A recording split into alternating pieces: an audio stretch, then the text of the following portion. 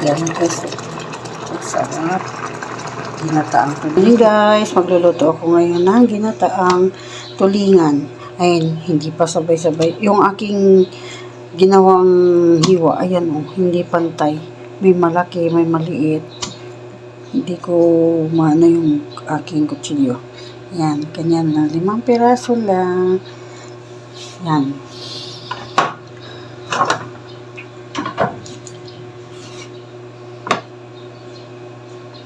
Bali, lutuin ko muna siya sa suka, guys, bago ko lagyan ng mga ano.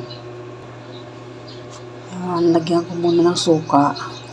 Bali, ang gamit ko dito ay sukang paumbong. Yan. Tapos, lagay ko na rin yung luya.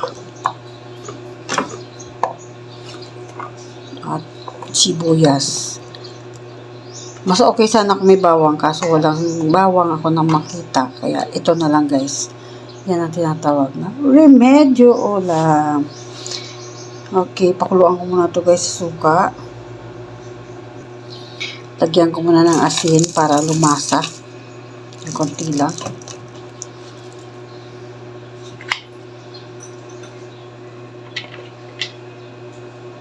Connect sa solar. Pakuluan lang ng konti. Walang gulay ito ngayon, guys. Purong isda lang talaga ito.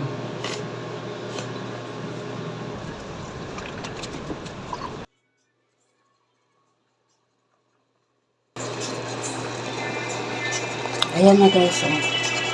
Ang bango. Ang bango. Oops. Lumabo ah. Ayan na, guys, kumukulo na yung ano, malapit na matuyo yung suka. Suka pa yung nailagay ko. Ngayon, lagyan na natin ng gata. Gata ang tulingan. Ilang beses na ako nagluto nito, pero ito masarap pa rin talaga. Basta ginataan, masarap talaga. Okay.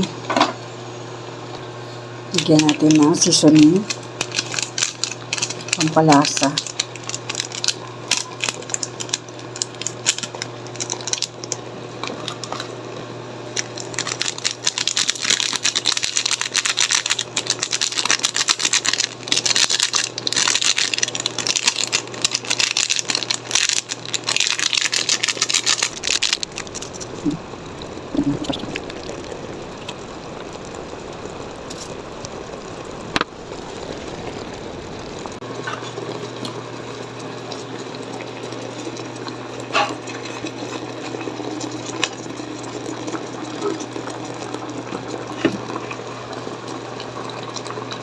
Sarap. Parang gusto ko mag-experiment, guys. Lalagyan ko ng bagoong. Pero itong bagoong na to, hindi ito maalat kasi nugasan namin ito ng ano. Lagyan natin ng bagoong. Experiment!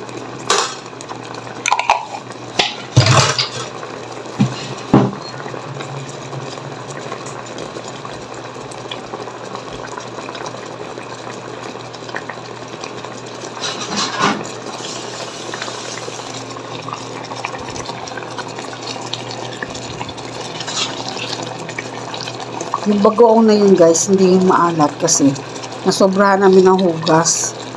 Nawala yung alat niya. Pero masarap pa rin.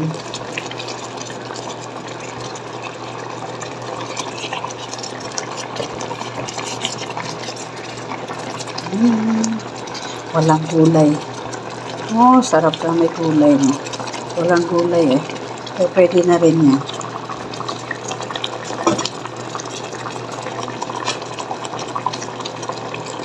Tikman ko muna.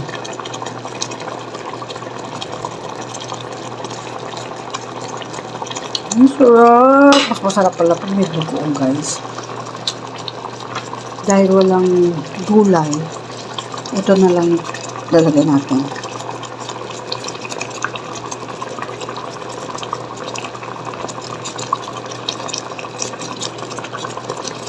Diba? Dekorasyon lang naman yan, guys.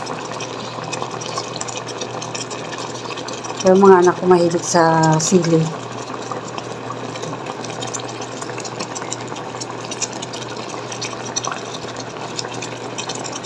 Yan na. Luto na.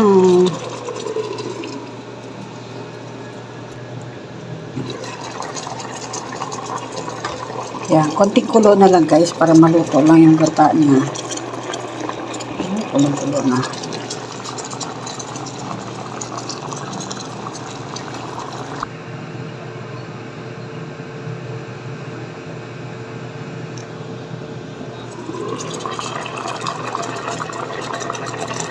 Yan guys. Ang sarap. Ginataang tulingan.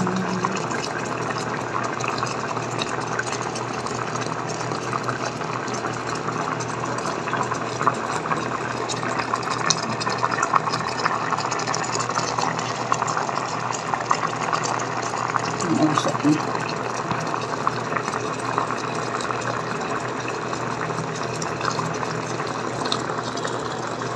Yan na guys, luto na yung aking tulingan. Ginataang tulingan. So, thank you for watching. Bye-bye. Shout out nga pala sa Team Puso Family sa laging sumusuporta, sa Team Malakasan, Team Malupitan, at sa lahat ng YT friends na laging nandyan, laging sumusuporta. Kung hindi man maka-attend sa mga premiere live ay nagre-replay. Thank you so much guys. Sobrang na-appreciate ko yung pag-support nyo. Thank you so much. Nabawi ako sa luto na.